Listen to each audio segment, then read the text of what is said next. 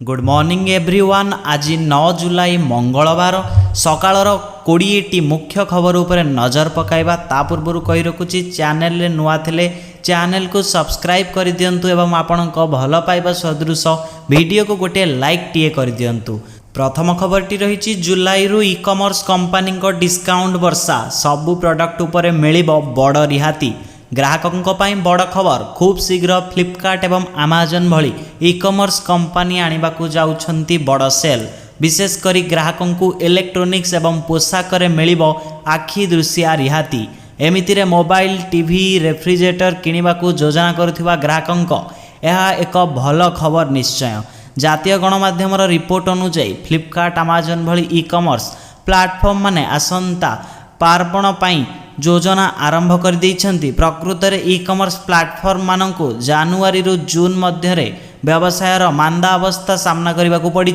तेणु एमिति स्थिति रे ई कॉमर्स कंपनी माने एही स्टॉक को पार्वण पूर्वर यथाशीघ्र शेष करने को चाहूँगी।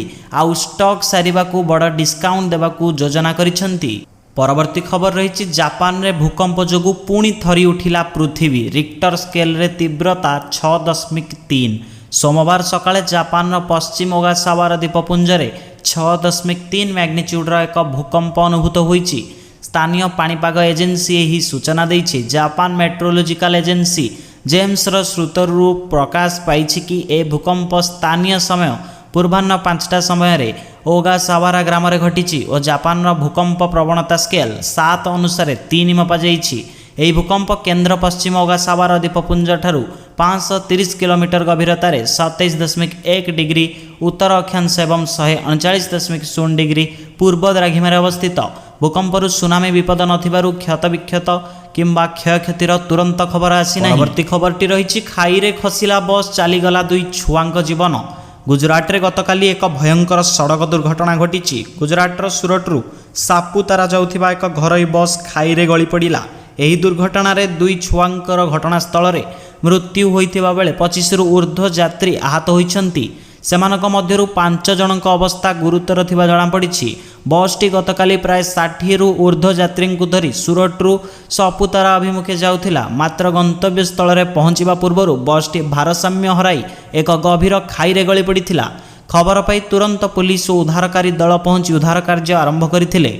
घटनास्थल रे ही 10 वर्षीय जने नाबालिका और जने नाबालक मृत्यु हो जाइथिला।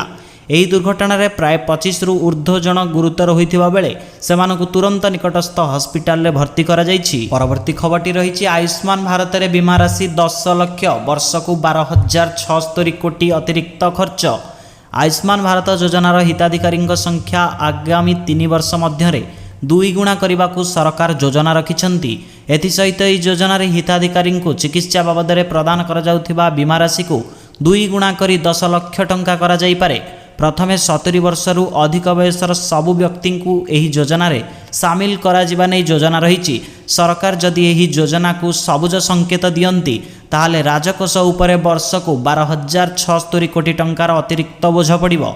जातीय स्वास्थ्य कर्तृपक्षों पक्षरु यही आकलन करा जाइछि। जून 27 तारिख रे राष्ट्रपति द्रौपदी मुर्मू संसदर मिलित अधिवेशन रे देइथिबा उद्बोधन रे कहिथिले जे 70 वर्षरु अधिक वयसर व्यक्ति माननकु आयुष्मान भारत योजना रे मागणा चिकित्सा सुविधा जोगाई दिया जिवो बोली कहिथिले। परवर्ती खबरटी रही घर सजाड़िले नवीन भांगी दियागला सबु राज्य कमिटी। निर्वाचन रे विपर्जय बीजेडी को दोहलाई देइथिला। 24 वर्षर सरकार क्षमाच्युत हेले भारतर सबुठारु दीर्घकालीन मुख्यमंत्री हेबार रेकर्डरू वंचित हेले नवीन पट्टनायक। एभली अप्रत्याशित निर्वाचन फलाफल को तृणमूलक जाए कर्मी ग्रहण करिपारुनाहांती। कहार भूल पाई भोटर मुह फेराई नेले ताकू नहीं एबे सबुठी चर्चा। बीजेडी रे एने किभली मानसमंथन हेला ताहा तो अलगा कथा। एबे किंतु वरिष्ठ नेतांकु नहीं बीजेडी राज्य सभापति दल को पुणी सजाड़िबा पाई प्रक्रिया आरंभ करिसेंती। आज पुरी रे महाप्रभु श्री जगन्नाथ को दर्शन करी फेरिबा परे नवीन सबु प्रमुख राज्य कमिटी को भांगी देवा सहित नुआ नेतांकु दायित्व देइछंती। दल क्षमतारू बाहरी जिबार मासक परे आजर सांगठनिक नवकलेबर राज्य राजनीति रे चर्चार विषय होईछि। परवर्ती खबरटी रही राज्य रे 13 रु पुणी बढ़िबो वर्षा। राज्य रे 13 रु प्रबल वर्षा संभावना। 14 किंबा 15 तारिख बेलू बंगोपसागर रे एक घूर्णिबलय सृष्टि हेबार संभावना रही। ଏହି ଘୂର୍ଣ୍ଣିବଳୟ ପ୍ରଭାବରେ ଲଘୁଚାପ ମଧ୍ୟ ସୃଷ୍ଟି ହୋଇପାରେ, ଯାହାଫଳରେ 13 ତାରିଖରେ ବର୍ଷା ବଢ଼ିବାର ସମ୍ଭାବନା ରହିଛି।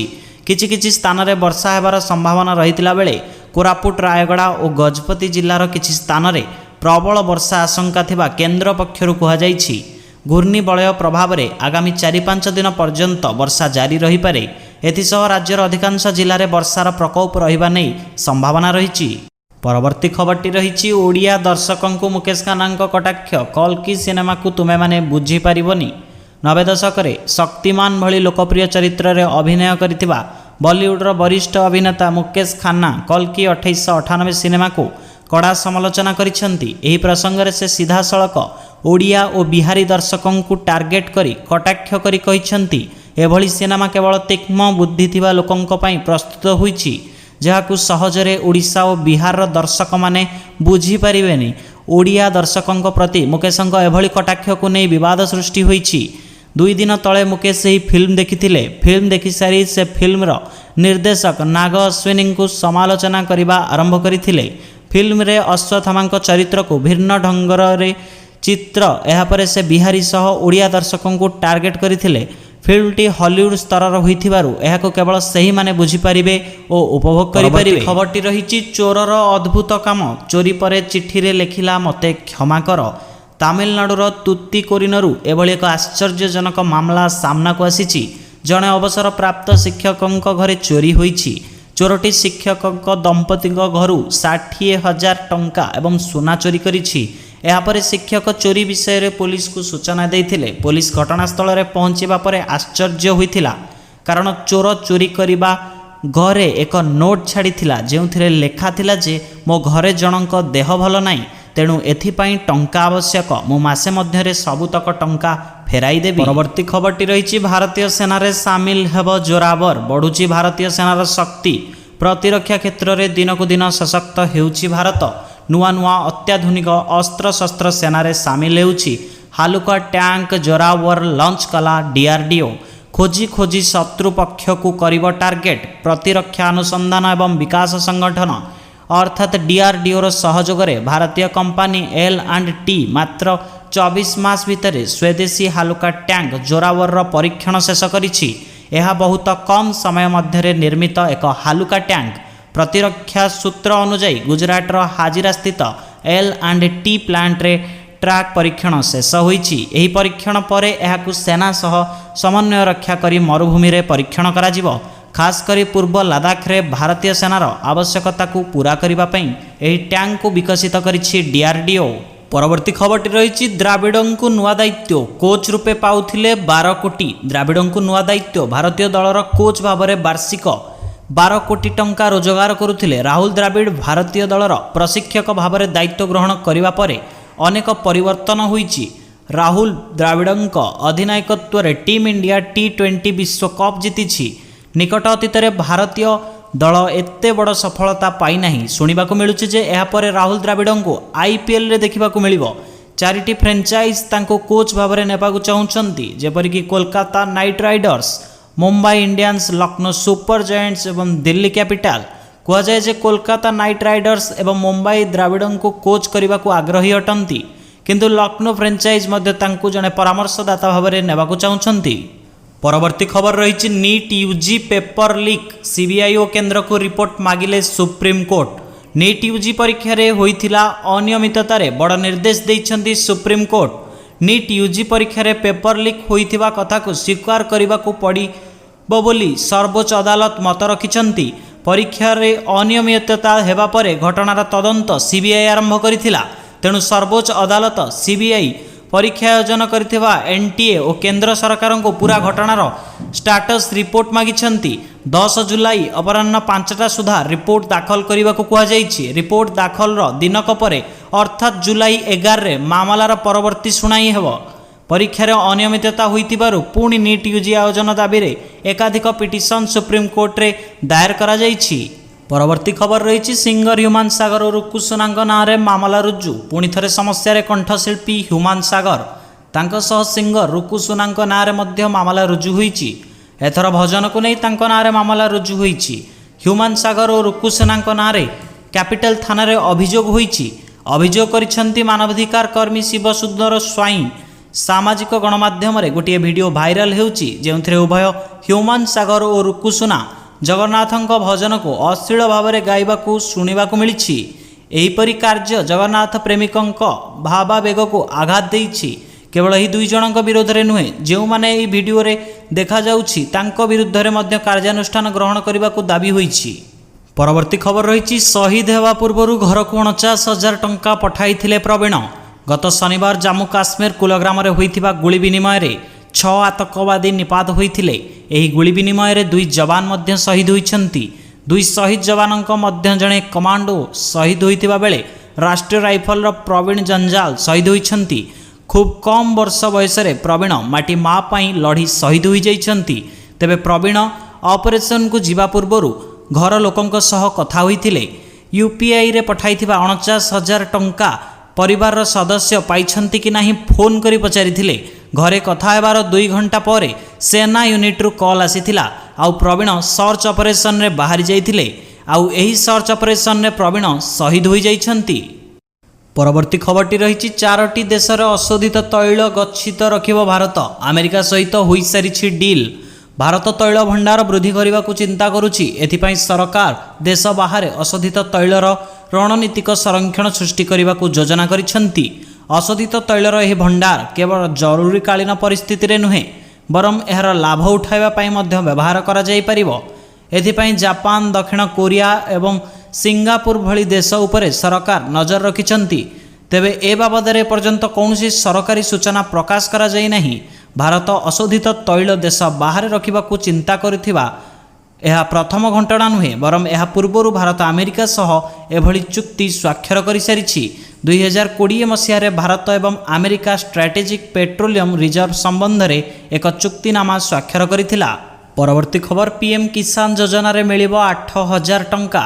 ମୋଦି 3.0ରେ କୃଷକଙ୍କ ବିକାଶ ଉପରେ ଅଧିକ ଗୁରୁତ୍ୱ ଦିଆଯାଇଛି। ପ୍ରଧାନମନ୍ତ୍ରୀ ଭାବରେ ଶପଥ ଗ୍ରହଣ କରିବା ମାତ୍ରେ ମୋଦି ପ୍ରଥମେ କୃଷକଙ୍କ ଫାଇଲରେ ଦସ୍ତଖତ କରିଥିଲେ। ତେଣୁ ଆଗାମୀ ଦିନରେ କୃଷକଙ୍କୁ ଆହୁରି ସୁବିଧା ସୁଯୋଗ ଯୋଗାଇ ଦିଆଯିବ ବୋଲି ଆଶା କରାଯାଉଛି।